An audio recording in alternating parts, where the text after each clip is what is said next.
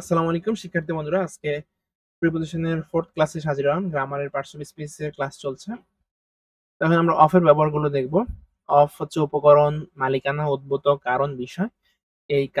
এই ব্যাপারগুলোতে অফ বসে প্রিপোজিশন হিসাবে। যেমন this is a dress of blue silk. এটা কিসের তৈরি? ব্লু সিল্ক মানে নীল সিল্কের তৈরি। তো এটা উপকরণ বোঝানো হয়েছে। তো উপকরণ আগে কি বসে? অফ বসে।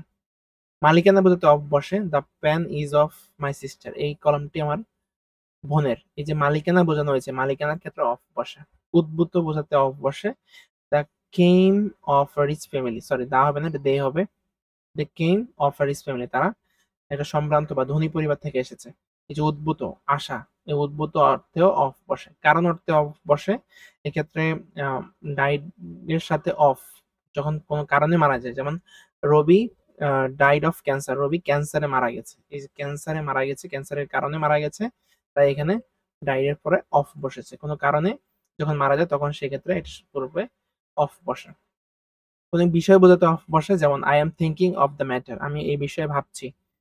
এই বিষয় বোঝাতে অফ বসে। এবার আমরা অন এর ব্যবহার দেখি। অন হচ্ছে উপলক্ষ, বিষয়, নির্দিষ্ট দিন বা তারিখ, উপরিতলের সংস্পর্শে তাৎক্ষণিক ফলাফল, এগুলোর ক্ষেত্রে ব্যবহৃত। উপলক্ষ যেমন মাই সিস্টার্স ম্যারেজ, এই যে বোনের আহ, বিয়ে বা বিয়ে, তো এটা একটা উপলক্ষ, এই উপলক্ষে পূর্ব অফ বসবে। বিষয় বোঝাতে অফ বসবে, যেমন কিসের উপর?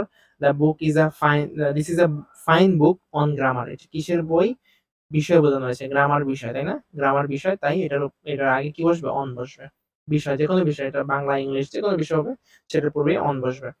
নির্দিষ্ট দিন তারিখের পূর্বে অন বসে, যেমন এই যে স্যাটারডে, স্যাটারডে এটা নির্দিষ্ট একটা দিন, তাই তার আগে অন বসেছে। তারিখ হলো তার আগে অন বসতো। উপরিতলের সংস্পর্শে তার উপর অন বসে, যেমন হি পুট দ্য ওয়াচ, সে ঘড়িটি রেখেছে অন দ্য টেবল, টেবিলের উপরে রেখেছে। তার মানে টেবিলের উপরে রেখেছে, তার মানে টেবিলের উপরের পাশের সাথে সে সংস্পর্শে রেখেছে ওয়াচটাকে, তাই এর পূর্বে অন বসবে। ওকে। তাৎক্ষণিক ফলাফল বোঝাতে অন বসে, যেমন on receiving the letter he was very happy, সে খুবই আনন্দিত হয়েছিল। অন রিসিভিং দ্য লেটার, চিঠিটি পেয়েই, চিঠিটি পেয়েই মানে পাওয়া মাত্রই, সেই চিঠি পাওয়া মাত্রই সে আনন্দিত হয়েছিল। তো এই যে পাওয়া মাত্রই তাৎক্ষণিক যে ফলাফল, সেক্ষেত্রে আমরা কি বসাতে পারবো? অন বসাবো। ওকে। এবার আমরা সে আন্ডারের ব্যবহার, নিচ, অধীন, বিবেচনাধীন অবস্থা, এসব ক্ষেত্রেও আন্ডার বসে। যেমন নিচ হচ্ছে আন্ডার দ্য টেবল, কিসের নিচে? টেবিলের নিচে আন্ডার বসেছে। অধীন বোঝাতে আন্ডার বসে, যেমন হি ওয়ার্কস আন্ডার মি, সে আমার অধীনে কাজ করে, সে আমার অধীনে কাজ করে। এই যে অধীনে বোঝাতে আন্ডার বসেছে। বিবেচনাধীন, কোনো কিছু বিবেচনা করছি আমি, সেক্ষেত্রেও আন্ডার বসে।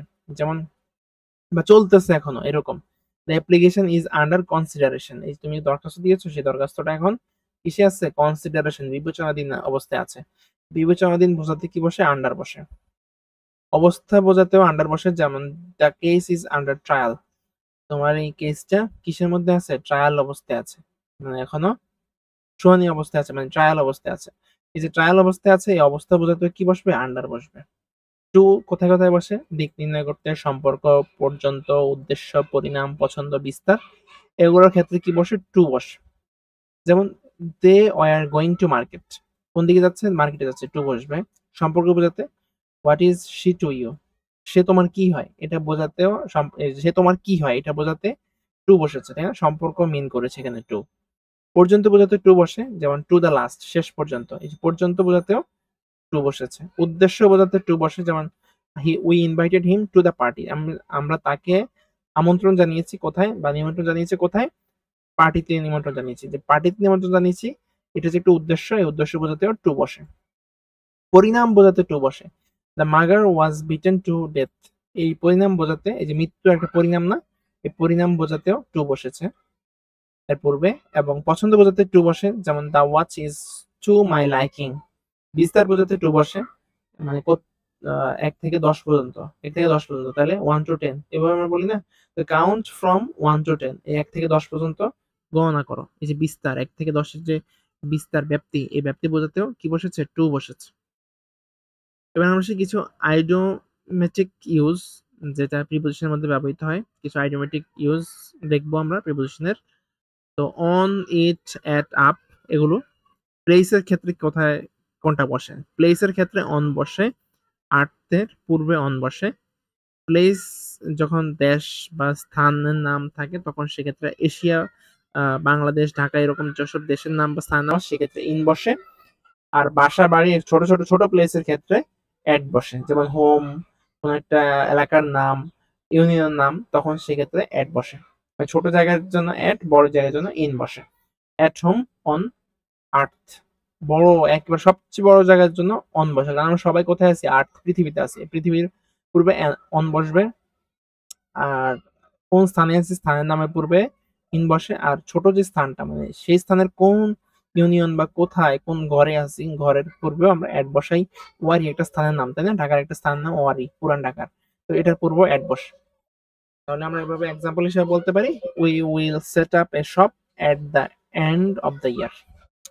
সময়ের ক্ষেত্রে আমরা কি কি ব্যবহার করি? ইন, অন, এট, তিনটে ব্যবহার করতে পারি। কিন্তু কোনটা কখন ব্যবহার করবো দেখো, সেঞ্চুরি, ইয়ার, মান্থ, ফোর্টনাইট, উইক, এগুলোর পূর্বে সবসময় আমরা ইন ব্যবহার করব।